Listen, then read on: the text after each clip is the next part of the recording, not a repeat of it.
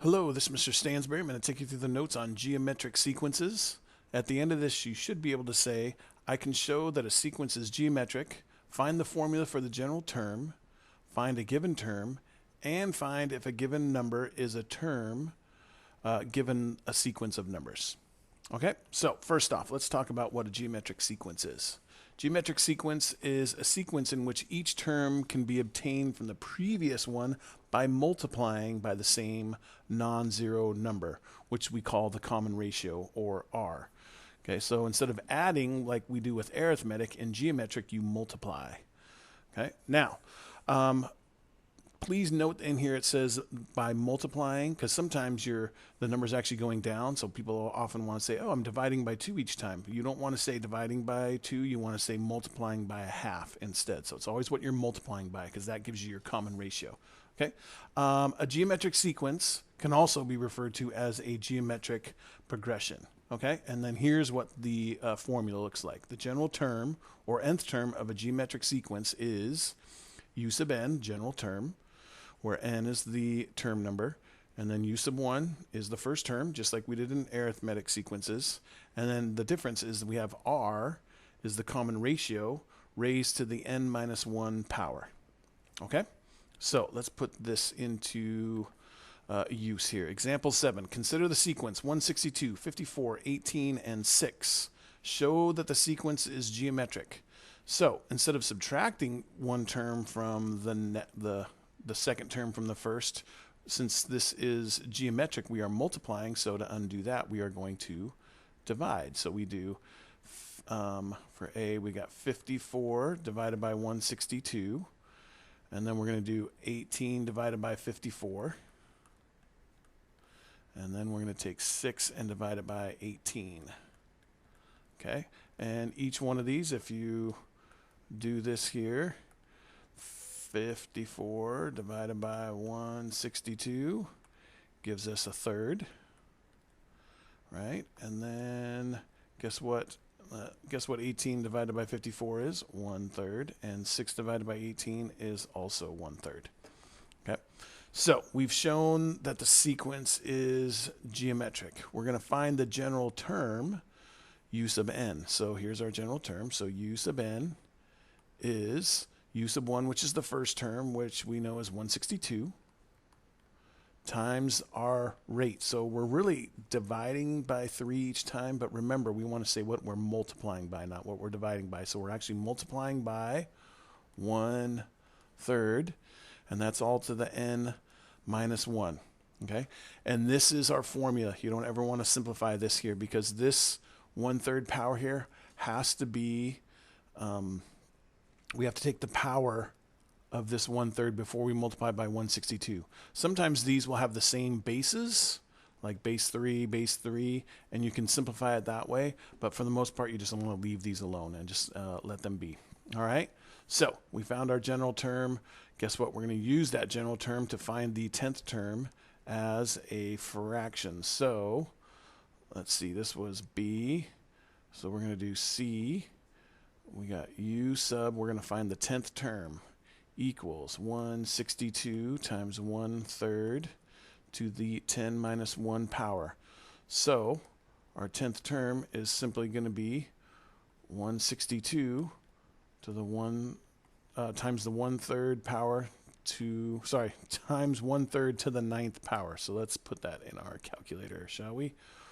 162, and let's just do this, parentheses, 1. You can do 1 divided by 3 is fine, or you can do 1/3 as a fraction, either way. And then we're going to take that to the 9th power and hit equals, and we get that it's this 0.008203, but it says they want it as a fraction. We can push this button here and see if it gives it to us as a fraction. Oh, it does. Look, 2/243. U sub 10 equals 2/243 as a fraction. Okay, if that didn't work out, what you'd have to do is just do 1/3 to the 9th power, and you'd have 162 over that big number, and then you just have to simplify until you got down to 2/243. Okay, but that is our 10th term as a fraction. All right. Let's take a look at example 8. How about this? Before we look at example 8, let's take a quick video break, shall we? Come on, Chewie! Come on, Chewie! AJ, fist bump.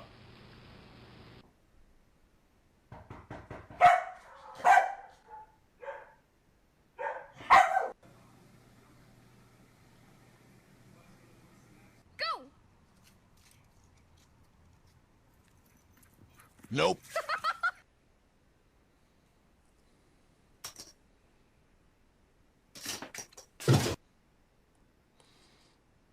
Okay. Example 8. K plus 1, 10, and 5k are consecutive terms of a geometric sequence. Find k. Okay, so we know that we can take 10 divided by k plus 1, and it should equal 5k divided by 10, right? So 10 over k plus 1 should give us the rate, and so will 5k divided by 10 will give us the exact same rate. That's why we set these two things equal to each other. So we've got equals 5k over 10, right? So probably our best bet here, since we've got a fraction equals another fraction, let's do cross products, right? This 10 times 10 is going to equal 5k times k plus 1. So 10 times 10 equals 5k times k plus 1. So we get 100 equals, distribute this 5k through, and we got 5k squared plus 5k. Let's move everything to the same side. So subtract 100. And we get 0 equals 5k squared plus 5k minus 100. Now, we got to factor this thing. Nice part is that, look, 5, 5, and 100 all have common factors of 5. So if we divide everything here by 5, we're going to make this a nicer problem for us. So 0 equals k squared plus k minus 20. So now, when we factor, we just have to find the factors of 20 that have a difference of 2, right? So factors of 20 are 1 and 20, 2 and 10, 4 and 5. Which ones of those have a difference of 1? 4 and 5 do, right? So we got x, 4, and 5. And then we just have to figure out what signs do we put in front of these so they add up to positive 1. That's going to be positive 5 and negative 4. So from our null term, our null factor law tells us that either this has to equal 0 or this has to equal 0. So 4 minus 4 gives us 0, or negative 5 plus 5 gives us 0. So positive 4 or negative 5. Okay, we're going to now want to plug these numbers back into our original 3 terms here to make sure that they both work. So we'll plug in 4 for k plus 1, 10, and 5 times 4. So that gives us 5, 10, and 20. So geometric, so 5 times 2 gives us 10, 10 times 2 gives us 20. So 4 works for sure. And then we'll also want to plug in 5, negative 5. Negative 5 plus 1, 10, and 5 times negative 5. So that gives us negative 5 and 1 is negative 4, 10, 5 times negative 5 is negative 25.